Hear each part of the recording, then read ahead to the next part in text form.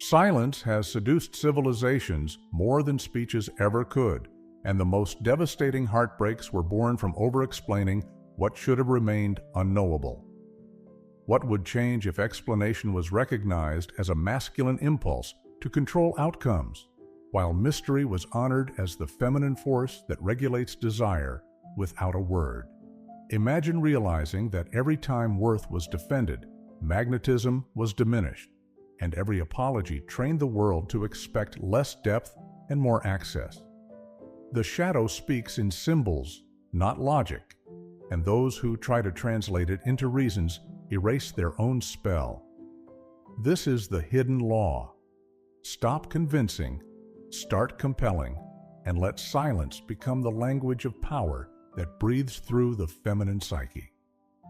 Tonight, the door unlatches on the shadow feminine law, not how to be louder, but how to be read by those who can see.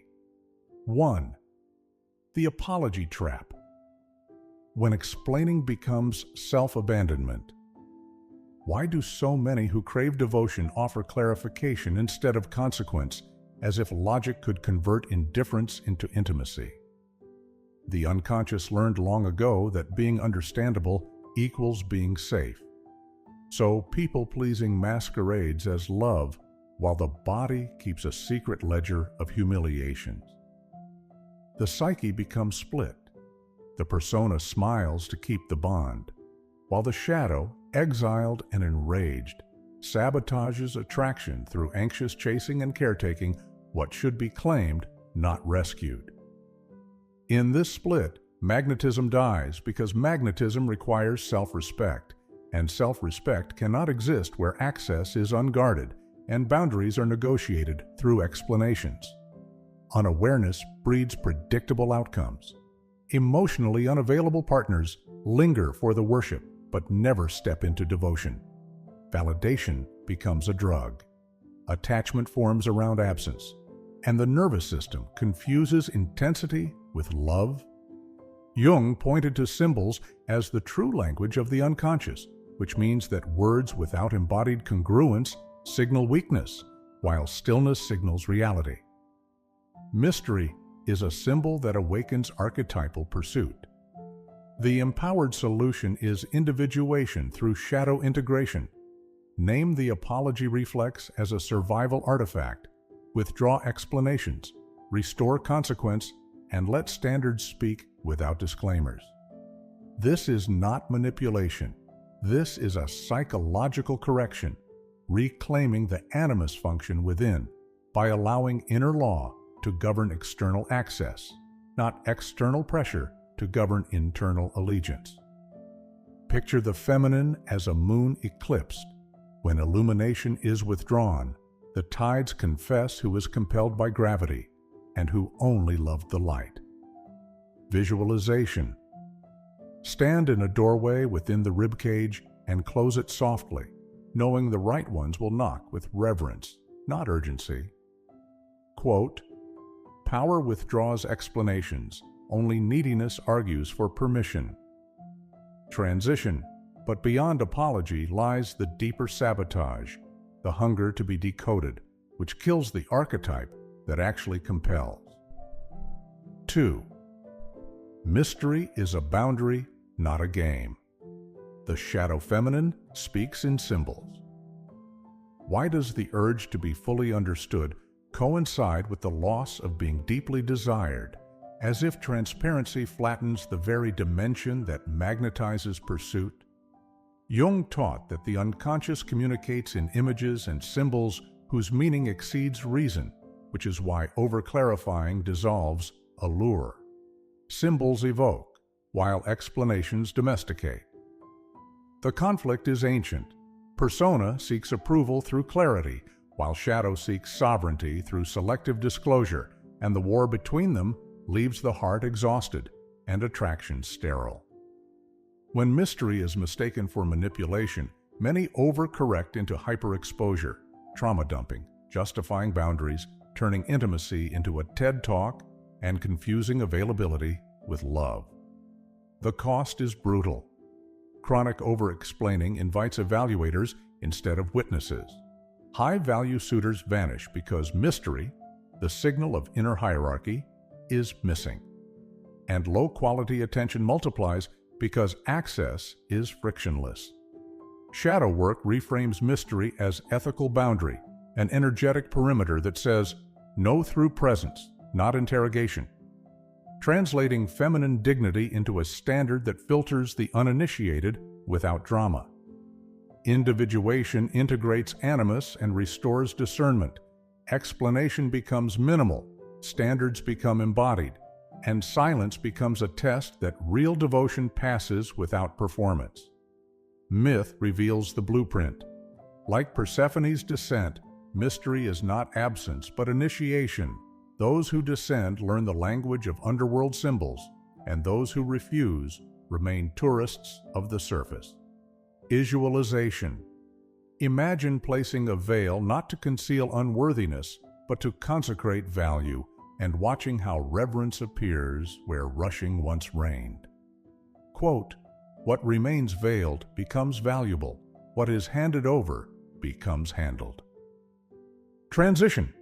And when the veil returns, another law awakens, the art of letting silence do what speeches never could. 3. Stillness is selection. Silence filters what explanation attracts. Why does the compulsion to clarify magnetize auditors and debaters, while the choice to remain still summons those who can feel rather than interrogate, as if quiet itself were an admissions exam for intimacy? The unconscious prefers symbols to syllogisms, which means presence communicates in images the rational mind cannot domesticate, and those attuned to symbols will lean forward while those addicted to certainty will recoil. The core conflict unfolds between persona hunger for approval and shadow hunger for sovereignty, a split that drives oversharing, anxious justifications, and self-advocacy that secretly asks to be graded by the very gaze that misreads depth as danger. This becomes a cycle. The more explanation is offered, the more evaluators arrive, and the more evaluators arrive, the more the soul performs, until desire is replaced by a courtroom where love is argued like a case file.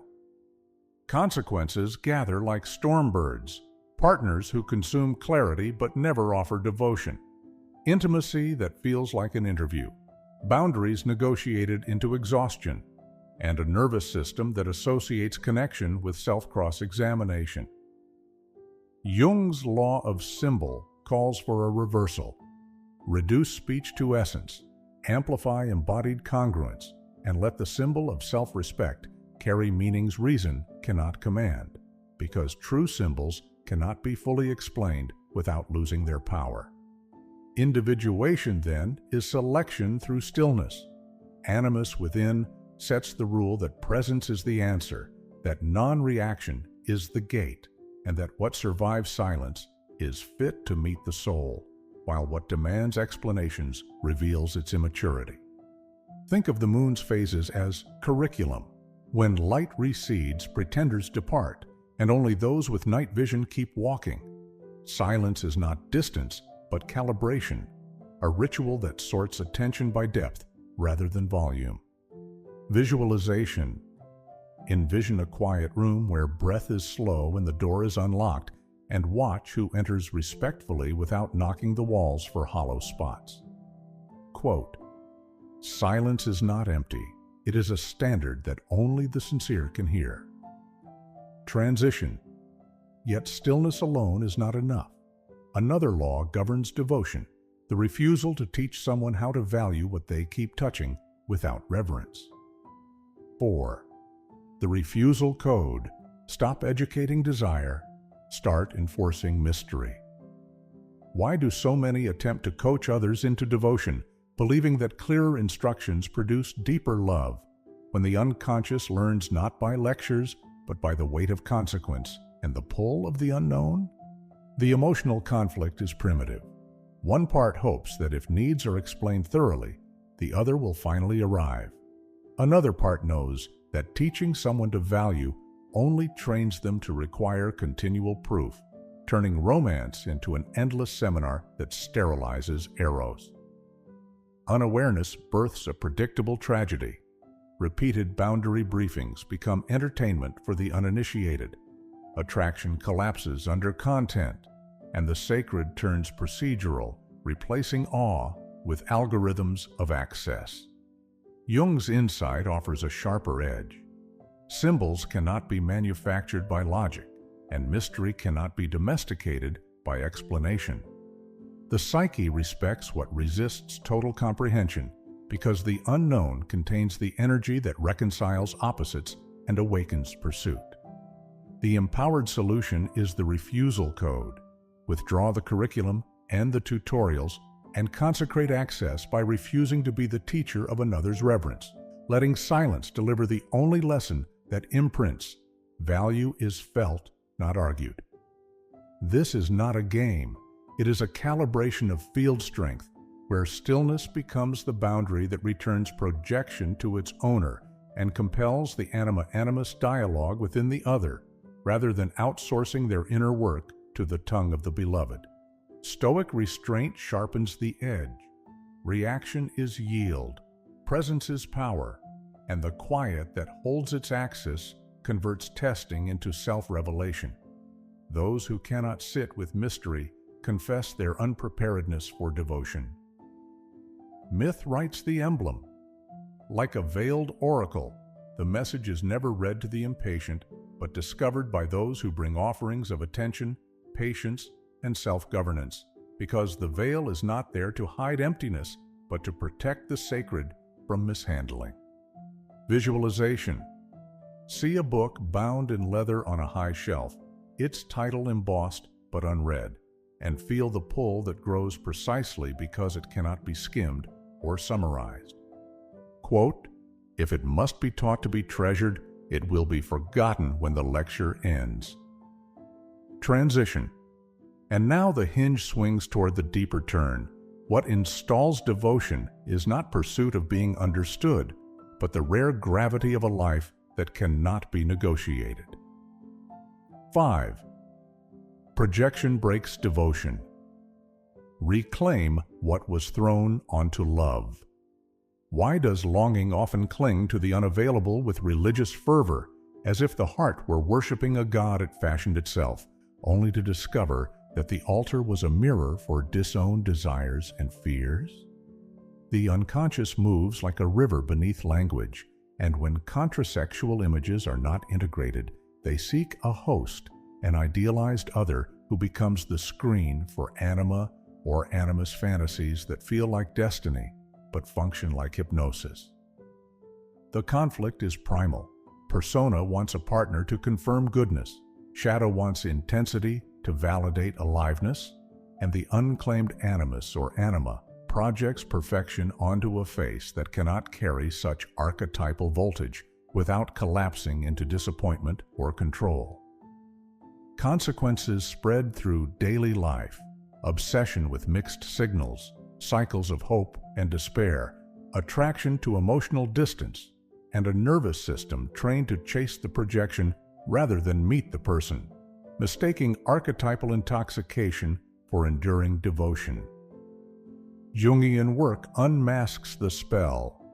Bring back the image, reclaim the qualities projected: strength, tenderness, order, eros, and install them within so that attraction shifts from hunger to recognition, ending the compulsion to convert the unavailable into a savior. Individuation becomes an act of ferocity and mercy. Withdraw the myth from the mortal, stop arguing for an illusion, and let desire meet reality without theatrical exaggeration, because human love begins where archetypal possession ends. Imagine the lover as a lantern carried through fog. The further away the lantern, the more halo appears. But when brought close, the metal is ordinary, the glass smudged, and the light useful. Closeness dissolves fantasy, so truth can warm the hands. Visualization. Picture retrieving a silk banner from someone's shoulders, your banner, and fastening it across the chest, feeling the colors of power return to the body that had outsourced them to a dream. Quote, "Devotion is faithful when projection is recalled." Transition: once the image is reclaimed, another law can be kept: the vow to stop negotiating self-worth in the marketplace of attention and to enthrone standards as the only currency accepted. 6. Standards over story. Worth is felt, not explained. Why do elaborate narratives about goodness accompany a quiet dread that no one will stay unless they are convinced, as if value were a pitch deck and intimacy an investor meeting? The psyche splits under social conditioning. Persona merchandises likability, shadow hoards resentment, and the uninitiated animus seeks control through clarity, while the deeper self waits for the moment when words are retired and standards take the throne.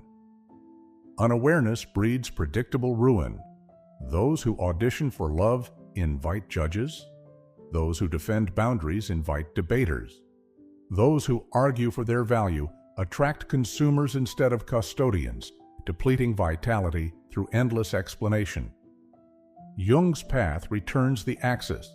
Standards become an embodied symbol: curated access, consistent boundaries, regulated nervous system that communicates worth in a language older than logic.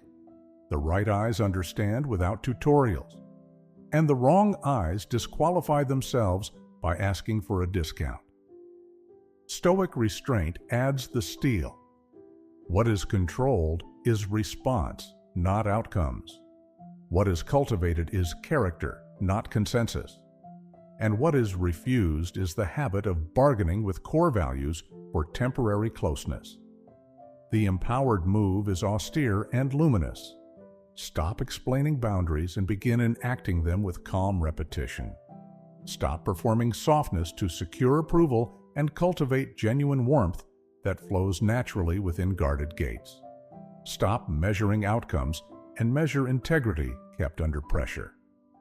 The myth to hold is Athena's armor, wisdom robed in restraint, glinting not to dazzle, but to signal that approach requires honor, and that proximity is earned by congruence, not by persuasive speech. Visualization. See a scale in an ancient temple, one side labeled story, the other standard, and watch how the standard lowers the pan without a word, ending negotiations before they begin. Quote, "Where standards stand, explanations fall silent." Transition. With projection recalled and standards enthroned, the narrative turns again toward the secret economy of absence and presence, where distance is not punishment, but calibration that installs devotion without demand. 7. Absence installs devotion. Distance is calibration, not punishment. Why does strategic quiet renew desire while constant availability breeds disregard, as if presence without price teaches the psyche to consume rather than to cherish? The unconscious learns through weight and rhythm, not lectures.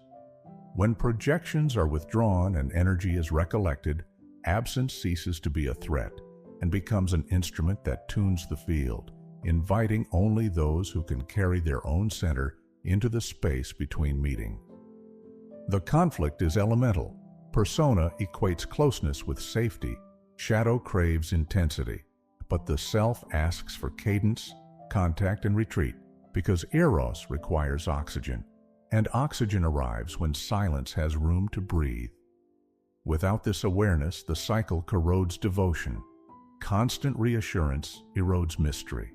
Hyper-availability invites audit rather than awe. Boundaries soften into customer service, and attachment confuses possession with presence, dulling the senses that once trembled at the threshold. Jungian individuation reframes absence as sacred architecture. Pull back projections, anchor to the self, then let intervals become symbols that speak what words cannot, signals that value circulates, energy replenishes, and approach must be intentional, not habitual. The empowered move is precise. Practice calibrated distance, not withdrawal. Let responses slow to the tempo of integrity. meet reciprocity, not rescue, and allow silence to reveal who is regulated enough to wait without punishment, fantasies, or control bids. Stoic composure fortifies this. Choose what to respond to, decline what destabilizes the axis, and remember that refusal is not rage. It is governance that keeps the inner republic prosperous. Myth sets the emblem. Like Artemis vanishing into the forest, absence is not a sulk, but a consecration of habitat, ensuring that only those who can move with reverence through the glade witness the silver arrow return. Visualization. Envision stepping back 3 paces from a luminous pool at night and watching the reflection sharpen, realizing that nearness had blurred what distance now clarifies. Quote, "Where presence has a price, devotion learns to pay in attention." Transition. With cadence restored, another law can be kept, the vow to let consequences educate where explanations once begged, so that respect becomes instinct, not instruction. 8. Consequence teaches faster than clarity. Let reality do the talking. Why does stating a boundary rarely transform behavior while the lived reality of that boundary reconfigures dynamics overnight, as if the unconscious trusts evidence more than eloquence? The emotional conflict runs deep. Persona wants harmony through explanations. Shadow wants control through punishment. But the self demands congruence. No theater, no tantrum, only the steady application of cause and effect that returns each person to their work. Neglecting this law turns love into litigation. Repeated talks replace transformation. Apologies become currency that purchases more access. And the system learns that words float, while gravity, consequence, has been switched off. Jung's insight on withdrawing projections offers the pivot. Stop narrating the other's lesson and reclaim the energy poured into making them understand. Let the psyche encounter the symbol of reality. Doors that close, time that is not given, access that requires reverence, and watch unconscious learning accelerate. The empowered path is austere and kind. Reduce explanations to a sentence, enact the standard, and allow outcomes to educate. Those who are ready will regulate and rise, and those who are not will exit without dramatic extraction, freeing the field for aligned presence. Stoic steadiness adds iron to silk. Focus on controllables, attention, availability, axis, and refuse to manage another's emotions. Consequence is not cruelty, it is clarity embodied, the silent teacher that protects value without noise. Myth seals the image, like the temple whose flame is never argued for, only tended. Those who arrive without offerings are not scolded. They are simply not admitted, and the lesson lands without a word. Visualization. Picture a gate that swings on oiled hinges. No slam, no speech, and feel the cool click of alignment as the latch meets the post, teaching more in a second than hours of explanation ever could. Quote, "When reality speaks, arguments end." Transition. The story continues wherever standards are kept without spectacle, where silence is the language of power, and where devotion is not demanded, but distilled by presence. Quick recap of truths. The apology trap. Explaining becomes self-abandonment. Each justification trades sovereignty for access, and the nervous system learns to beg where it should choose. Desire withers when worth is argued instead of embodied. Mystery as boundary. The shadow speaks in symbols. Overexposure flattens magnetism, while selective revelation consecrates value and filters those unready for reverence. What remains veiled ripens into devotion. Stillness is selection. Silence is the entrance exam. Those who can feel will lean in. Those who must interrogate will fall away. Quiet does the sorting that words are too costly to perform. The refusal code. Stop educating desire. Teaching someone how to value only trains them to need another lesson. Consequence, not curriculum, installs respect. Remove the tutorial and watch truth emerge. Projection breaks. Devotion. Recall the image. When anima or animus is projected, fantasy hunts what reality cannot hold. Reclaiming the projection restores sight. Love begins where possession by archetype ends. Standards over story. Worth is felt, not explained. Embodied boundaries speak older than logic, and explanation attracts judges, not guardians. The self enthrones law where the ego pleads. Absence installs devotion. Distance calibrates, it doesn't punish. Rhythm returns oxygen to eros. Intervals make presence precious again. In the space, only regulated hearts remain. Consequence over clarity. Reality teaches faster than speech. Stated lines drift. Enacted lines reconfigure the field. The sacred is protected by doors that close softly but completely. Let the body unclench its old rehearsals and listen to the hush beneath the tongue where the ancient river runs, cold and clear. There is a power that does not announce itself, a moonlit grammar that organizes the night, and it belongs to the part that refuses to barter the soul's hush for another moment of being decoded. Mystery is not a mask. It is the atmosphere of the sacred. Those who can breathe it will arrive steady, warm, and empty-handed of demands, because the price of entry is presence and the ritual is consent. The shadow walks beside the heart like a patient animal. When it is fed respect instead of rationalization, it curls at the feet and guards the threshold without a sound. Withdraw the pamphlets and raise the standard. Let devotion learn in the school of reality, where absence is honest and silence is sovereign. There is no need to harden, only to align. The anima within remembers. The veil is not for hiding, but for hallowing. The gaze that does not flinch at dusk is the gaze that can keep a vow at dawn. The psyche trusts evidence. Show it doors that close softly, time that is given carefully, values that are never mortgaged to urgency.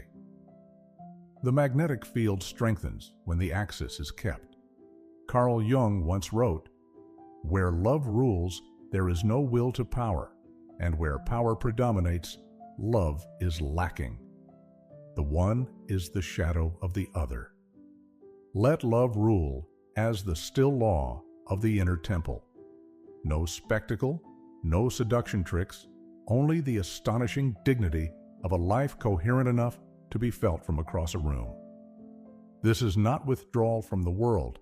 It is the reclamation of the throne inside the ribcage, where choice is clean and allure is a consequence of truth. Your silence isn't weakness. It is the consecration of worth and the beginning of your return to yourself. Step into the breath between words. Let the symbols speak where the sentence once pleaded. Enter the night with a steady pulse, and let the forest reveal who can walk without breaking the sacred branches. What part of the soul is still performing for crumbs when a banquet of sovereignty waits in the quiet?